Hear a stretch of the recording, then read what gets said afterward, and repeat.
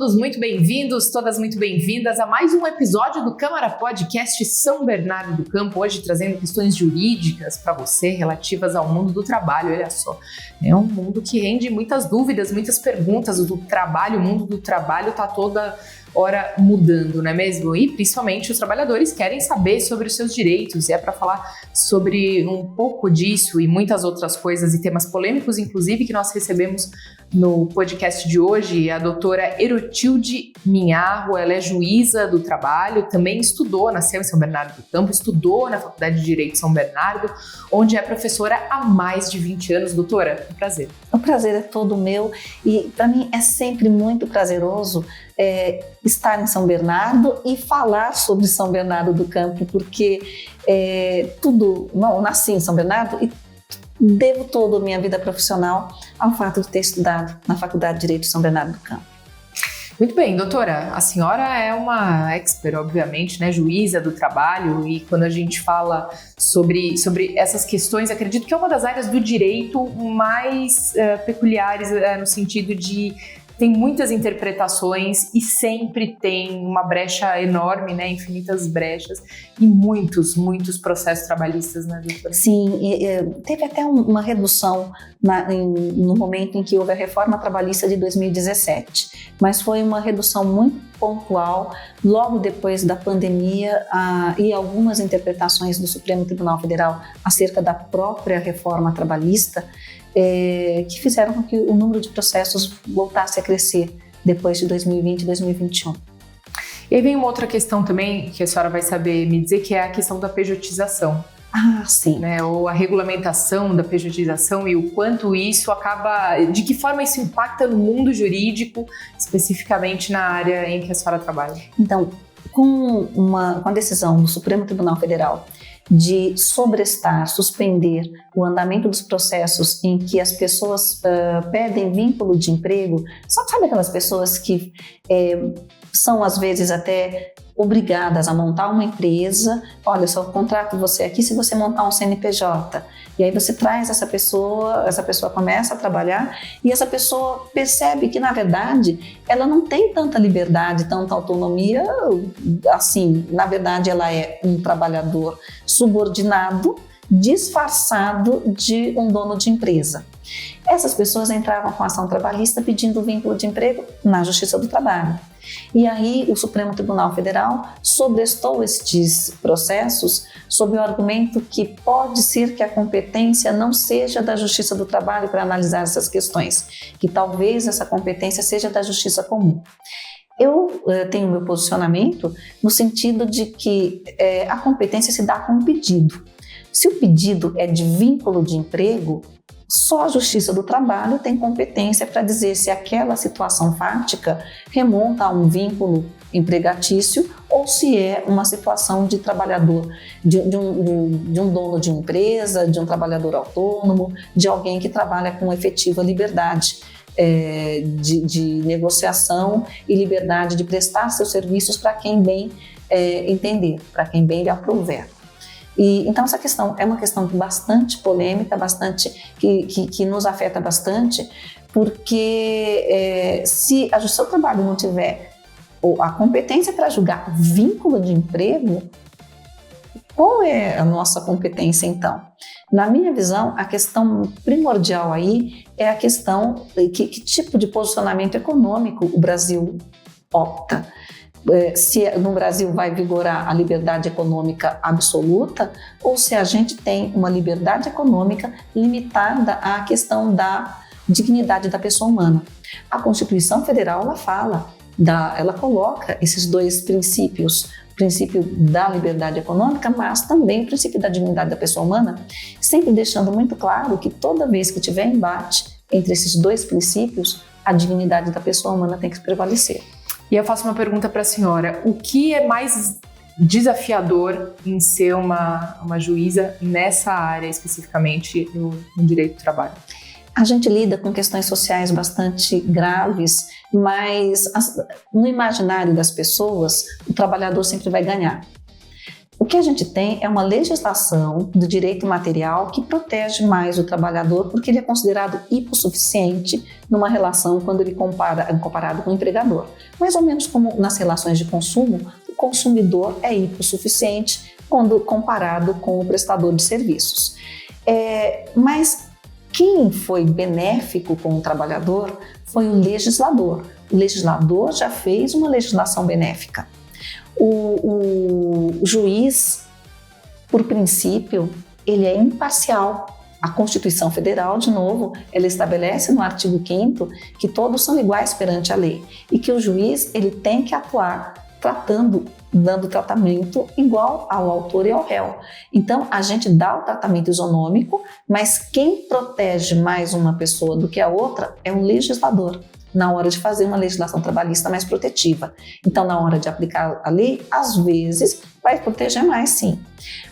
Mas isso não significa que o trabalhador vai ganhar sempre. Tudo depende de muitas variáveis, a produção das provas, dos autos, a documentação que foi juntada, e se a pessoa tem razão ou não, né? Porque às vezes o trabalhador também pratica algumas coisas que não são corretas e a gente vai ser obrigado a dizer que não é correto. Então, tudo isso é bastante desafiador. E um certo preconceito que existe com relação à justiça do trabalho, muitas vezes dizendo que só existe justiça do trabalho no Brasil, desconhecendo que o nosso modelo de justiça do trabalho, ele foi copiado da França. Então, sim, França tem um modelo de justiça do trabalho muito parecido com o nosso, porque a gente copiou deles. O modelo alemão é muito parecido com o nosso. Então, não estou dando exemplos de países de terceiro mundo. Estou dando exemplos de países europeus muito bem estabelecidos economicamente. Aí também todo mundo muito fala dos Estados Unidos. Os Estados Unidos não tem legislação trabalhista. Tem menos leis que a gente, mas tem uma legislação federal que é usada em todos os estados, e cada estado pode ter uma legislação própria trabalhista dando um pouco mais de direitos. Então a gente dá como exemplo o estado da Califórnia, que é extremamente protetivo no que diz respeito às questões trabalhistas. Eu fui olhar esses dias, acho que foi hoje, o salário mínimo do estado da Califórnia é $16 e alguma coisa por hora, o que dá mais ou menos uns $3.900 por mês. Eu nem vou transformar isso em reais, porque lá eles gastam em dólar também. Mas se a gente for pensar, fazendo uma comparação, talvez um salário mínimo de R$3.800, R$4.000 no Brasil fosse um salário mínimo mais decente, mais digno para a pessoa humana. E essa discussão, né, se a competência do seu trabalho ou não, para julgar questões que envolvem pejotização, eu sempre dou como exemplo uma situação que aconteceu nos Estados Unidos no século XX ainda, né? Começo do século XX, a Suprema Corte norte-americana decidindo que uma lei que estabelecia um limite de 10 horas de trabalho por dia para os padeiros, o dono de uma padaria entrou com uma ação lá na Suprema Corte, tentando dizer que essa lei seria inconstitucional porque feriria a liberdade econômica absoluta das pessoas. E a Suprema Corte disse que o padeiro tinha razão. Aí ficou muito conhecido esse caso como o caso Lochner. Anos depois, já nos anos 30, 1932 mais ou menos, uma lei falando de salários mínimos para as mulheres que trabalhavam no comércio. Um hotel achou que isso era um absurdo e citou o caso Lochner, dizendo, olha, aqui vale também a liberdade econômica absoluta para estabelecer se ela aceitar um salário menor, que mal tem. E a Suprema Corte mudou o posicionamento jurídico para dizer, não, a gente agora entende que a liberdade econômica não é absoluta, ela encontra óbice na dignidade da pessoa humana. Então, acho que o Brasil está decidindo agora, o Supremo Tribunal Federal sobrestou todos os feitos envolvendo pejotização, para decidir agora se que tipo de país a gente está decidindo ter. Se um país que observa a dignidade da pessoa humana, que tem sim liberdade econômica, mas com os limites na dignidade da pessoa humana, ou se aqui é um capitalismo selvagem com liberdade econômica absoluta. E aí a gente está falando também na escala 6x1, né? Ah, sim, isso resvala por tudo isso também. Sim, exatamente, que é justamente uma grande pauta, né, que o país tem enfrentado nesse momento e que impacta, mais uma vez, ou vai impactar, né, acredito que em várias sentenças e na forma realmente como os juízes se debruçam ou colocam o seu olhar aí nessas relações também. E é necessário fazer esse comparativo com outros países, né, sim, doutora, como a senhora traz pra gente, por exemplo. Então, em outros países, o que está discutindo agora é se eu posso fazer uma escala de 4x3, 4 dias trabalhados por 3 dias em casa, né? Assim, porque em alguns estados que fizeram algum teste desse tipo de jornada, entenderam que a pessoa se dedica muito mais, produz muito mais nesses 4 dias para poder folgar os outros 3 dias. E tem dado certo, nas empresas que fizeram o experimento, conseguiu ter uma produtividade ou igual ou maior. Outros países fizeram experimentação nessa escala diferenciada para pessoas que têm alguma dificuldade a mais que as outras, por exemplo, com criança com TEA em casa, que precisa dar mais atenção para os filhos, e tem funcionado, tem dado certo. Então, acho que a gente fica sempre na contramão dos outros países, né? Enquanto os outros países estão estudando não uma diminuição de produtividade, mas uma forma de organização melhor da produtividade da pessoa, do trabalho humano. O Brasil está discutindo se a pessoa pode ter um pouco mais de folga. E eu entendo que se a pessoa conseguir ter um trabalho com 5x2, 5 dias trabalhados por 2 dias de folga, nesse dia que ela tem folga a mais, ela consegue movimentar ainda mais a economia. Então não é uma questão de eu vou prejudicar a economia, eu vou movimentar setores da economia que não eram movimentados porque a pessoa não tinha tempo de ir ao cinema, por exemplo, de ir ao teatro e ao shopping comprar. A pessoa não tinha tempo de fazer isso, vai acabar movimentando outros campos da economia. E a gente sempre reprisa os mesmos exemplos. Disseram que o sistema do 13º salário que ia quebrar as empresas. E hoje em dia, se tirar o 13º salário, o mês de dezembro pode ser um fiasco, né, economicamente falando. Então, acho que é só uma questão de a gente modular o olhar e, às vezes, olhar exemplos de fora para a gente perceber que não vai ser uma catástrofe. Talvez seja uma forma de movimentar outros lados da economia. Doutora, a senhora, um pouco antes, né, fez um comentário sobre ter esse olhar equilibrado como juíza, né? Então, você tem sempre que ter a imparcialidade. Claro que depois de 30, ou mais de 30 anos, né? São 30. Eu entrei em 96, são 30 anos. Exatos 30 anos. Claro que foram muitos anos exercitando essa questão da imparcialidade. Mas existe, né, em alguns momentos, imagino alguns casos que a senhora teve que julgar, onde as situações sejam muito discrepantes e que seja completamente inerente a qualquer ser humano conseguir ser imparcial pelo nosso próprio instinto, que muitas vezes... Como a senhora trabalha isso? A própria legislação traz mecanismos. Então, se eu estou tão envolvida com o processo que eu não consigo exercer a minha imparcialidade, eu tenho que me dar por suspeita ou impedida, a depender do caso concreto. Vou dar um exemplo aqui. Eu tenho 2 filhos, eu perdi o 3º. E quando eu perdi o 3º, eu perguntei para o meu médico se ele tinha feito parto dos filhos dele. E ele dizia, e meu médico foi meu médico desde que eu tinha 20 anos de idade, sempre cuidou de mim. Ele dizia, não, porque eu tenho que ter a frieza necessária para fazer o que é necessário para salvar a criança e salvar a mãe. Eu não posso me emocionar. Se eu for me emocionar, melhor eu não atuar. Então, é o mesmo caso, né, essa comparação com o médico. Eu posso me sensibilizar com o processo, eu posso ter empatia, entender o que está acontecendo, mas eu não posso ficar cega a ponto de não conseguir entender quem tem razão e quem não tem. Se eu for ficar cega a este ponto, eu me afasto do processo, eu me dou por suspeita por motivo de foro íntimo. Eu não preciso nem explicar. E já teve alguma situação dessa? Não. Teve uma situação em que eu fiquei o mais fria possível, porque eu entendia que eu tinha que julgar aquele caso para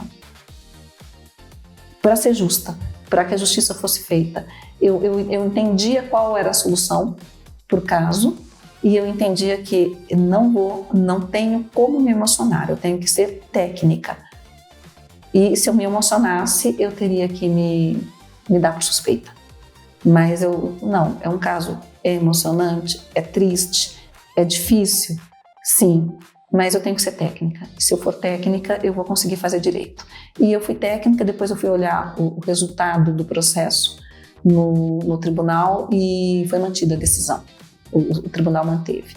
Então, assim, não, nunca aconteceu. E se acontecer, eu só me dou por suspeita. Tem mecanismo processual para resolver a questão. Perfeito. Claro, quando a gente fala... E hoje fala-se muito sobre empoderamento feminino, né? Na minha visão, um dos principais exemplos disso é uma juíza mulher, né? Sim, nós somos muitas. É muito bom. Exato. Mas imagino que as situações talvez não com a senhora, mas com algumas colegas já tenham passado e enfrentado algumas situações Sim. de preconceito. Assim, as mulheres juízas recebem mais situações de preconceito do que os homens juízes. Sim. E na Justiça do Trabalho nós somos 54% da população de juízes, então nós estamos em maioria. É diferente da Justiça do TJ, que TJ as mulheres estão sempre em minoria.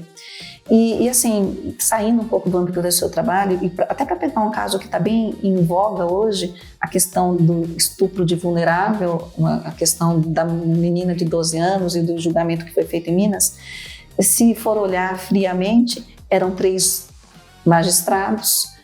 Quem teve sensibilidade de entender o que é que uma menina entende, o que uma menina sente? A desembargadora. A desembargadora. Então, essa diversidade é muito salutar, é muito importante. E a gente tem o julgamento com perspectiva de gênero, um protocolo que o CNJ lançou em 2022 como recomendação, em 2023, março de 2023, como obrigação de ser seguido, porque nós fomos condenados, o Brasil foi condenado na Corte Interamericana de Direitos Humanos por não cuidar das mulheres e meninas no campo do Poder Judiciário, não só no Poder Judiciário, mas na delegacia, esses espaços, quando a mulher vai se queixar de alguma coisa, a questão vira contra ela. Mas era prostituta. Mas ela namorava homens e mulheres. Mas tem 12 anos, mas já tinha mantido relacionamentos com outros homens. Mas ela continua tendo 12 anos, ela continua sendo vulnerável, ela continua sendo incapaz, ela continua tendo neurologicamente dificuldades de decisão. Então, assim, esse protocolo de julgamento com perspectiva de gênero, eu gosto de usá-lo, já usei várias vezes em algumas decisões que dão até em reportagens jornalísticas, várias vezes, porque ele faz com que a gente consiga afastar estereótipos de gênero e de raça e de questões de homofobia que a gente tem estruturalmente arraigados na nossa alma. Então, eu estou julgando dessa forma porque eu estou reproduzindo estereótipos, ou eu estou julgando desta forma porque tecnicamente é o mais justo. Talvez, se aqueles 2 desembargadores tivessem se debruçado um pouco sobre o protocolo de julgamento com perspectiva de gênero, talvez o resultado do julgamento tivesse sido um pouco diferente. E aí eu tenho que fazer uma pergunta para a senhora, porque a senhora, como a gente abriu falando, também é professora de Direito do Trabalho na Faculdade de Direito de São Bernardo, e qual é a diferença, ou onde a senhora se encontra mais ou se realiza mais? Em sala de aula ou como juiz? Os 2 se complementam. O meu sonho de criança era ser professora. E eu passei em jornalismo. Passei em jornalismo e em direito. Por que eu não fiz letras, que era o meu sonho de criança? Meu pai falou, não, você precisa se autossustentar. Não. Eu fui professora de educação infantil, fiz magistério, mas é tudo muito bonitinho, mas você precisa se autossustentar. Então, optei por direito. Mas o sonho de ser professora ficou lá, guardadinho. Então, eu consigo complementar as 2 coisas. Ser magistrada me ajuda a dar aulas melhores, dar exemplos práticos, mostrar aquele ponto da teoria que você tem que saber muito, qual a função de saber muito daquilo para você ter uma atuação na prática de excelência. Então, eu não consigo me ver sendo só professora e não sendo magistrada, não consigo me ver sendo...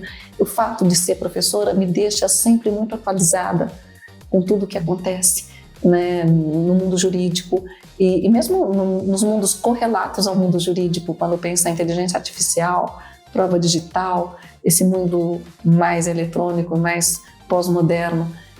Isso me faz ficar sempre muito antenada e sempre bem atualizada nos dois aspectos. Amo os dois. Muito bem. Doutora, eu gostaria de agradecer demais, né, esse tempo da senhora hoje, que a gente sabe que é um tempo escasso, né? Tem alguma mensagem que a senhora gostaria de deixar para quem estiver acompanhando, assistindo esse podcast ou ouvindo? Olha, que a vida é muito corrida mesmo. E quando a gente faz o que a gente gosta, a gente percebe que a gente não está gastando tempo. A gente está vivendo o tempo que a gente tem. Então, assim, faça sempre aquilo que você gosta muito. Percebo isso você no jornalismo, em vários colegas na magistratura, várias pessoas com as quais eu tenho contato, médicos, dentistas, profissionais em geral. Quando a pessoa faz o que gosta, a gente percebe isso no olhar, a gente percebe na satisfação que a pessoa demonstra no dia a dia. É isso. Muito bem, agradeço demais a presença da senhora hoje aqui, esse bate-papo, ter compartilhado com a gente um pouco da sua trajetória e também de questões atualíssimas aqui com a gente. Obrigada, doutora. Eu que agradeço mais uma vez a oportunidade de falar do meu ponto de vista. Mais uma vez, muito obrigada. Agradecemos você também e eu te espero no próximo episódio.